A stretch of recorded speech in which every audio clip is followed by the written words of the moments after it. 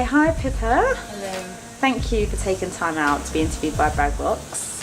I'm so delighted that we managed to pull you out of, you're currently doing Richard II at the Donmore White House. Yeah, I am. And how's it going? It's going really well. We've got a month left. We've been doing it since October the 24th and we'll finish on February the 4th. So yeah, it's going really, really well. It's been another wonderful Donmar experience with Michael Grandage. So. Now you're one of the people, if I'm being really, really honest, Yes. Your CV, so impressive. I mean, if I was acting today, I would want your CV. I mean, you've done so much work. Can you just tell us a little bit, just give us a summary of the main highlights in your career? Okay, my first highlight was when I was 11 and I played young Nala when The Lion King first came to London.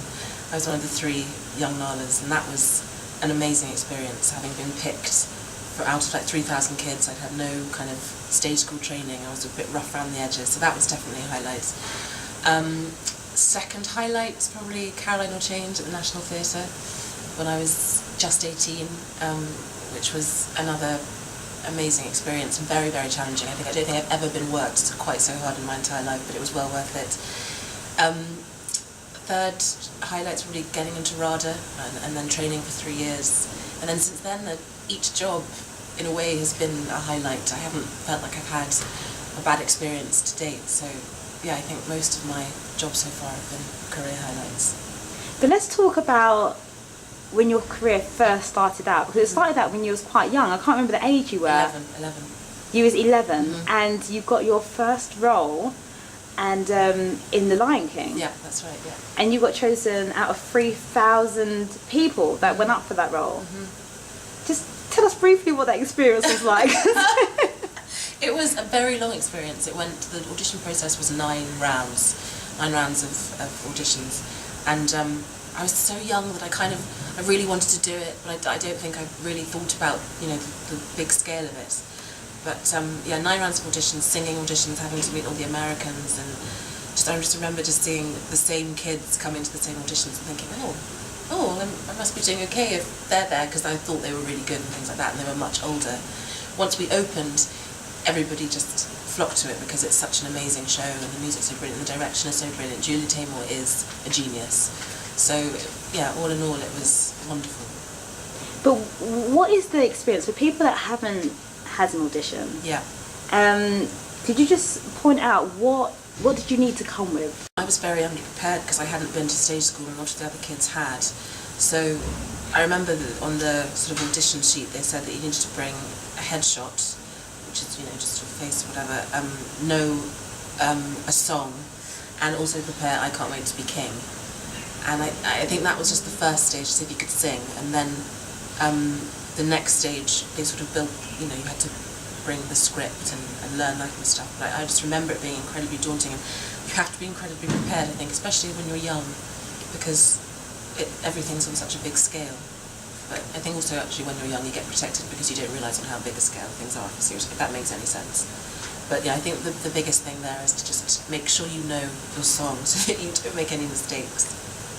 And after that experience, was it then that you realised, actually, I love this so much that I want to pursue an acting career out of this, or did that come afterwards? I think, when I was younger, I'd always sung a lot, so singing was my way into straight acting, if you like. And I think before The Lion King, I was very keen on doing the arts and performing and being on stage and things. But I think once I'd done this and been in town and kind of, done 6 months on the West End stage, that kind of gave me the incentive to kind of continue and go to train and stuff. Because you got roles before or while you were studying. So you were studying at Rada. Yeah, and then I left early to do a show at the Almeida called Ruined. Yeah. Okay, so that felt pretty good. Yeah. That's something you can slightly boast about, isn't it? But it was it happened so fast. I joined the company 2 weeks into rehearsal, and I got the job on the Friday and I was in the rehearsal on the Monday. So it was literally the quickest turnaround, and I was doing one of my 3rd year shows at Rada in the evening and rehearsing for Ruin during the day. So it was amazing though, because I was kind of, things that you'd been taught within the safety of a drama school, you were then getting to put them into practice with no time at all and just having to go for it. So, you know, it was really Getting good. into Rada, that's one of the toughest schools to get into. I mean, how was that? What was the preparation for that? I mean, when I left senior school, I sent my basically when I went to senior school, I sent my CV out to lots of agents and I got one response because I wasn't going to go to drama school, and they sent me up for Caroline or Change at the National, and by that point I decided I wanted to audition for drama school as well, so I was auditioning for Rada and auditioning for the job, and I got both things, and Rada said that I couldn't take the job because you can't dip in and dip out of the course, which I totally see where they're coming from because it's so intense. So I had to decline my place at Rada and take the job, and then I went to Rada the following year in 2007, so I should have technically graduated in 2009, but I didn't. But getting into Rada was, it kind of didn't, it wasn't sinking in because I was auditioning for the show as well, and I kind of didn't know which one I wanted to do. Obviously I wanted to do both, part of me wanted to do both, but it was I remember getting in that day and getting the phone call was amazing. I mean, it's, you know, seen as one of the best drama schools in the world, and to get picked again out of about 3,000 people for 32 places is amazing, especially 32 places. 32 places, yeah. And without that training, I wouldn't be doing what I'm doing. I really believe that, and I wouldn't be as confident. You haven't gone through that experience then of not having any work. No. You literally gone for.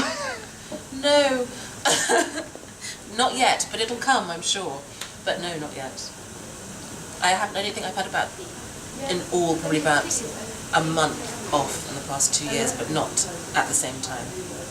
How have you managed that? I don't mean, know. You need to give everybody that secret. I don't know how I've managed it. There's nothing better than going out on stage, and the thrill you get from performing every night live is unbeatable. Who inspires you to continue to act? I love people like Nikki and Bird. I love Chiwetel Ejiofor. There are loads of really good, I think, underused and underrated actors, if I can call them that I think deserve to be more in the spotlight. But what actors that really kind of attract me, which I think those two in particular, and there are plenty of others, qualities that attract me are, you know, people who are really strong and have a real presence on stage. And it's been, and the ones I've worked with as well, in fact, I mean, Derek Jacobi is a dream come true and is so remarkable.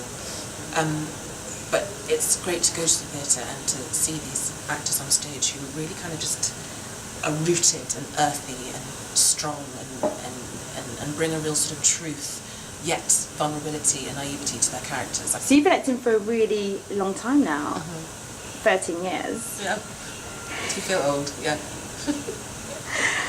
Is there any advice that you've been given along the way, or is there anything that you've learned along the way that would be really valuable for an emerging actor? Drama school, I think, is where I'll start with that. What I've learnt since I've been working professionally is that drama school is a really, really good place.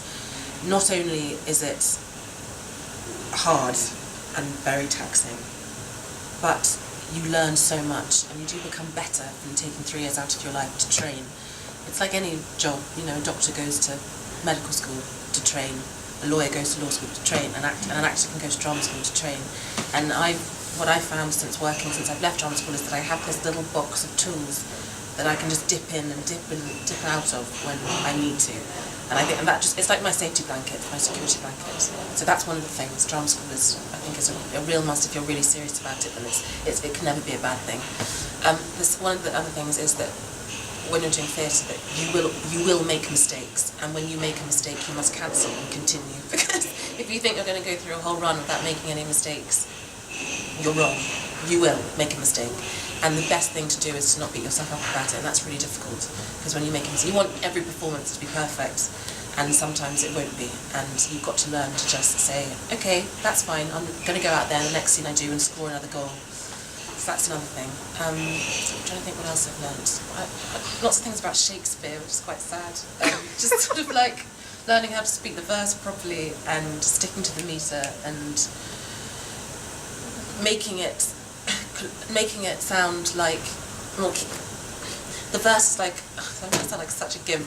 The verse is like a conveyor belt, and once you get on the verse will not let you down. So that's things like that I've learned, that you have to trust yourself and trust the verse of Shakespeare, and you just ride it, and it's your job as the actor to eke it and stretch it and speed it up and then slow it down. I just yeah, basically. Well, you're my little Shakespeare queen, as you know, because you've done so much Shakespeare. So if any young person comes to me wanting to learn a soliloquy from Shakespeare, I am going to call you, Pippa. I'm going to just let you know that in advance. So in terms of obstacles that you've faced, I mean, as much as you've been a working actor and you've been constantly working, which is great, are there any obstacles that you faced during the 13 years you've been working? Not yet, but I feel that this next year could be maybe the first year of obstacles. I'm very keen on not just playing black roles. I think that will become incredibly boring. Yes, I am black. Yes, I am a black actress, but I don't just want to put myself. I'm already labelled in a box, so to speak, and I don't want to I don't want to voluntarily put myself in that box. I'd like to try different things. So that's when it's really fun, when I get to play. I mean, last year I played on telly a Scottish girl, and I'd never met a black Scottish girl, but it was really fun to play because I got to do a Scottish accent, and it was so far from me that it was thrilling. So I'm just hoping that there will be those roles out there, and people will be able to look outside the box and be brave and be bold and give people opportunities, and not keep it so kind of you can do that and you can do that sort of thing. And what's next for Pippa then? What should we expect in the next 5 years? Pretty much similar to what I've done, but I'm hoping to pull back from theatre now and do more telly and film. But I want to do at least 2 plays a year, because I don't want to get to the stage where you're too scared to go back on stage. And I think the theatre is such a wonderful place that I'd miss it if I didn't do plays. I wouldn't enjoy my job. But so hopefully in the next 5 years, just continuing doing what I'm doing, but just growing and getting better and having more fun and still enjoying it. That's the most important thing. Once I stop enjoying it, I will not do it anymore. So. And lastly, if you could create an essential kit for any actor, what 3 things would be in your kit? Okay, a bottle of water. Actions book, so you can action your script. That's really useful. Actions book and the complete works of William Shakespeare. I knew you was going to say that. Did you? Yes. Oh God, that's lame. Fair enough. Anyway, thanks a lot, honey. Thank you. All the best. Thank you.